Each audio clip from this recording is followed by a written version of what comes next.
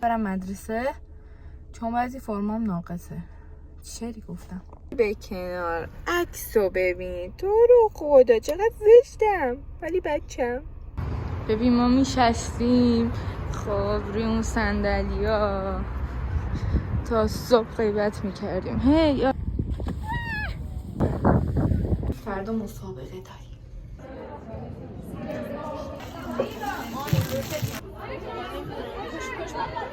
یه ویدیو نقا تازه شروع شد کامل هزاها نصفش آورد. بچه همه نور رو گرفتم.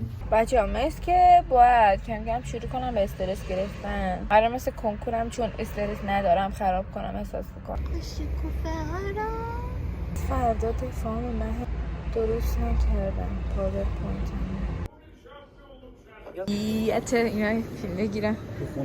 خیلی دوربینم خیلی کثیفه. من اینجوری قشنگ‌تر دیده میشم چون که با واقعیت روبرو نمیشیم. نفتاشو پاورپوینتام اصلا دوست ندارم واقعا. ساعتم 12. دوباره ارائه دادم. صبح دفاعم بود و داشتم لباسمو امتحان میکردم. ساعت 10 صبح تازه کاپ کیک ها و پیراشکیام رسیدن و بسته بندی کردم. چیکار میکنن اینا؟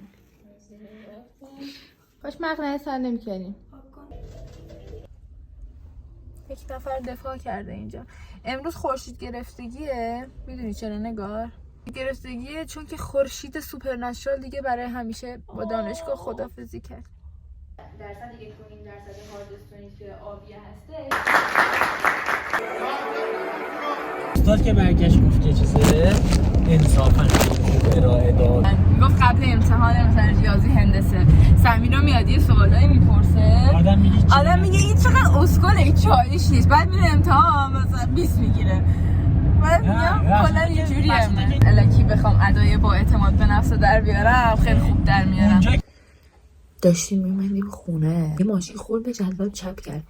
من صدا پسر بودن دوتاشون اوکی بودن یکیشون خیلی بد اینجوری اصلا هوشیاری نداشت درش آوردن بعدم بزن ببینیم اینا چشه. بعد چیزی که من رفتم هوشیاریشو چک اول راه هواییشو برم چک کنم. بعد کلا دهنش قفل شد اینطور قفل شد اصلا باز نمیشد. فلش انداختم چشاشو نگاه کردم مردمکاشو نگاه کردم نمیدونم این صدای گفتم صداش کنیم دیدم پاشنگ گذاشتن زیر گردنش تکون نخوره. اصلا یه وضعی خیلی عجیب بود. الان هنوزم یه ذره صدام میلرزه. بعد هیچی خلاصه که هوشیاریش برگشت دوستش صدا میکردش برگشت جواب داد خوبم. گفتم خب دیگه بریم خونم. شیشه ها شکسته بود ایربگ باز شده بود اصلا یه وضعی.